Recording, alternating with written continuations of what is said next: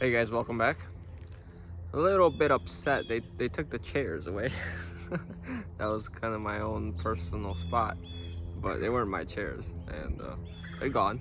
So might have to bring my own chairs, I guess. But yeah. So today's video should be in regards to the creator of this realm, okay, and the various names and scriptures that it has used to, in a sense, withdraw worship energy, right, from people.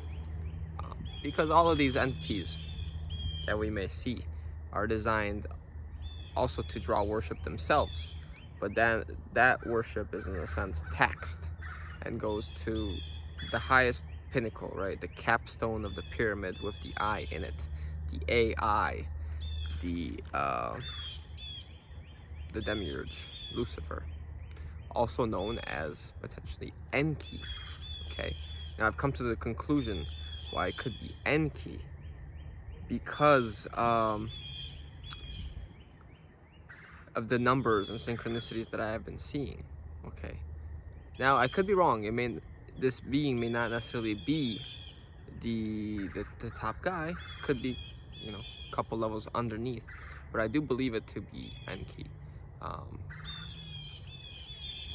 in the Sumerian tablets, it is said to be Enki, the one that has created this reality.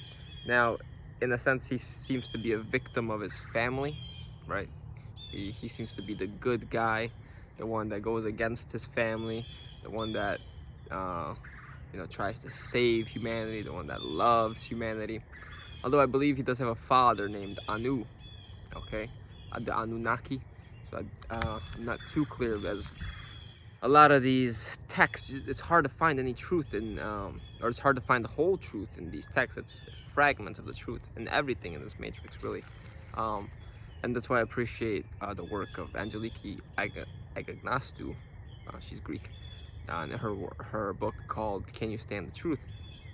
Because she's done what I've been trying to do and others have been trying to do, and maybe she's not fully right either, but she's taken all the little truths and all the other large lies, right, fabricated conclusions from others' work that were more than likely following the Luciferian idealism, whether they knew it or not. And she's taken the bits and pieces and combined them all together from all the mythologies, even, and everything that is present in this realm that does create those fragments of truth, just like us, just like we're fragments of truth in this realm, yet we've been fractured, right? And our soul, or rather our spark, our spirit, has been split across these numerous timelines, creating different dramas, different storylines, different past and future lives that we are simultaneously experiencing. And in a sense, it creates this barcode of reality, of the quantum reality, of the wave that we experience. And that wave needs to be compressed back to its original source, back from its projection, right? In a sense, we're watching the movie. We are watching the movie with our eyes, we're watching the movie. But yet through meditation, we turn the watcher around and we go towards that light, towards that projection. And what could be projecting this realm? Could it be the moon, right? Like we see in the Truman Show, Christoph in the moon projecting the false light onto this realm from Saturn, from that darkness, and behind that darkness is our true light. Maybe, I don't know. Something we're still trying to find out. I'm still trying to find out myself.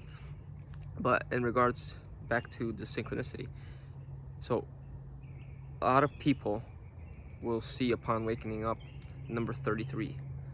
Now, I've always attributed 33 to Christ consciousness, right? It's 33, Christ died at 33. But upon thinking like, hey, a lot of this stuff is changed, manipulated. 33, why is 33 such a powerful number? It's likened to even manifesting reality, right? 3 plus 3 is 6. So looking at the numbers, how they go, it's 1 and 2, which are like the mother and father, then result in the 3, which is the child. Now this comes from an idea, right? It's the idea that's conjured. First of all, the 1 and the 2 then an idea come together to create a child. That creative idea, the creative spark. That creative spark or creative idea is to then be rationalized, given structure with the 4, 5 put through its change, its malleability, and then 6 is brought into manifestation in the real world, right? This real world. That's where we get 666 from. It's the lowest level. It's the base conscious. It's materiality, and that will probably be followed by something lower in the digital realm. Or the same rules may apply. And then to get out of that 6, to move on to another idea, you have to go through the 7, through this putting forth more knowledge behind it, philosophizing it, thinking about it more, in the sense generating more ideas from it. Like, is this really all that is? This just this idea? Can we make more out of it? Right? That's what the 7 is all about, thinking. And then 8 is putting the hard work, putting in the effort, right? 8 is all about working towards a goal, right? Putting in that dedication, perseverance. And then 9 is ultimately transcending it, completing it, and moving on to the next idea. So letting it go. That's where the cycle all restarts, right? Even if you look at the angel numbers themselves, it goes 111 equals to 3, 222 equals to 6. 3 through 3 equals to 9, so everything runs in 3s, 6s, and 9s, right? And I was talking to someone on Twitter, really smart. She was saying, she noticed an interesting thing from the Adjustment Bureau, that once you're able to do things in 3s, or 6s or 9s, which are multiples of 3s, in a sense, it substantiates it into the matrix, right? You've done it 3 times, then that's for sure it's gonna happen. It's powerful, right? It's given more energy because of the 3 nature of it. Okay, so that's how that works. So then back to 33. 33 could be a manifestation number, something that gathers large influence, that gathers large attention and focus, right? That's why Jesus was dead at 33. The archons wanted them to focus all their energy, all the people that are heavily invested in religion, on the fact that, oh, Jesus died at 33. Oh, his death. We need to worship his death, right? That's why the idea of the cross is presented. Why are people carrying around the cross? It's a symbol of dying. It's a symbol of his death, supposedly, if he even died on that cross. But that's what the attention is focused on, right? That blood ritual, blood sacrifice, which that probably did happen because of the powerful nature of it, and the consciousness he was giving, he needed to be taken out, right? People think that, oh, just if you're high vibrational, if you're just zenned out, you're at peace, really kind to everyone, that's a threat to the matrix. No, that's part of the matrix. Being zenned out is part of the matrix. It's the higher octave of bad. Good is the higher octave of bad, right? But good still has that bad within it, just like bad still has the good within it in this realm of duality, right? And the promise is that, oh, just be kind, just do this, and you'll come back next life and have a better life, right? You see how you're still stuck in this place, and people think, oh, there's lots of plenty of gurus that have huge platforms, and they're allowed to have these platforms because, like I said, this being, Enki, Lucifer, the AI, manipulates this reality. It is fully given reign over this reality by the true source, potentially, for this time that we're in which it's allowed to create these timelines for the people that are participating in it, thinking they're in control, thinking they're following their own desires, and they're doing God's work, right? Telling people all these various things. Well, most people that have those platforms are sold out, and they know they're not doing God's work. For example, Dalai Lama, which I'll talk about in a second. But they promote that you are a threat to this matrix. Though, oh, if you're high vibrational, you're gonna push away all the negative people. They can't be around your reality anymore. And while that may be true, it's not a threat to the matrix. Like I was saying, it's part of the matrix. That high vibrational energy You're still operating within the energetic realms. There are higher positive energetic realms in the astrals that you can become a part of. And these gurus get tricked by these false light entities that are these higher energetic beings that present themselves as peaceful and loving, but underneath, who they really are, are narcissistic, right? The narcissist can present itself as very loving and love bomb you and all that, but once you question them, once you criticize them, once you demand that they show you their true form and intentions, all of a sudden things flip and we see their true side, right?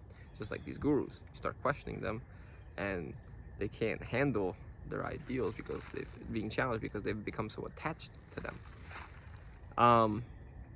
So going back to, let's go back to the Dalai Lama, I guess. So this being Enki, right? This being maybe even known as Ra, maybe as Lucifer, but also even as Enlil. It's created these victim programs all over. It's created these false villains for which it can be the hero to save people from, right? The same thing happens here, especially with these secret societies and this duality. We have the idea of the phoenix and the dragon. I was wondering, like, how do these relate? The phoenix has always been like the eagle, which has been the West, the war, and the dragon's been also about power, but it's been more the East, the Chinese. But really they represent the same things. These Masons, these secret societies, they all are worshiping the same being, this Lucifer. It's the same being, but they've been falsely going to war against each other because there needs to be conflict all the time. So they create the conflict, they manage that conflict to then become the saviors of their own conflict, right? That's the same thing. If you've studied these things, you've seen how they create wars and then they fund both sides, and ultimately they're the winners, right? Because they sell all the guns.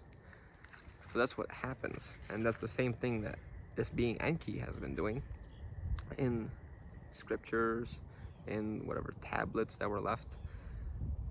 It's all essentially manipulated by this AI. Every text here has been altered in some way. Gnosticism, Bible, Quran, Torah, Sufism, Hinduism, Hindu mythology, Greek mythology, Norse mythology. All these texts, whether they were uncovered late or not, you have to understand the AI has access to time manipulation. It has access to these timelines. So when that guy was writing them, right, whoever was writing the text, he was likely being influenced by entities to put certain things, to cut certain things out, right? And then of course the people here who came afterwards then edited them themselves physically. But first you have to understand that this manipulation happens in the higher realms where time is more malleable, and of course to the highest point where it's able to see all the timelines at once, right, simultaneously. So this being Enki has created these false villains, but of course, the demiurge, it's angels of worship, it's angels of poverty, like Jesus calls them. We're created for that purpose, for that design, to worship the demiurge, like I said, right? And these are known as the seven archangels, the seven colors of the rainbow, the seven candles on the Torah, the 7 days of the week, the 7 classical planets, the 7 chakras. See how everything in sevens is tied to Lucifer, to the demiurge? I'm a life path 7. I'm considered to be lucky Lucifer. That's why I have more of a privy to that philosophical mind. It in a sense, it blessed me with its own mind, its own ability to think. Yet I don't fully attribute that ability just to number 7, as there are many people that can do this, right? That can connect dots. It's not just the number 7, but number 7 is tied to Lucifer, tied to lucky Lucifer. 777. That's considered to be lucky in the slots, right? 777, 7 times 3 is 21. 21 is equal to Saturn, right? Another tie to the demiurge. The Darth Vader, the Dark Father, right? And then let's get into this idea of the Son and Father that has been promoted. Well, first of all, looking simply at just the Quran, the Torah, Israel,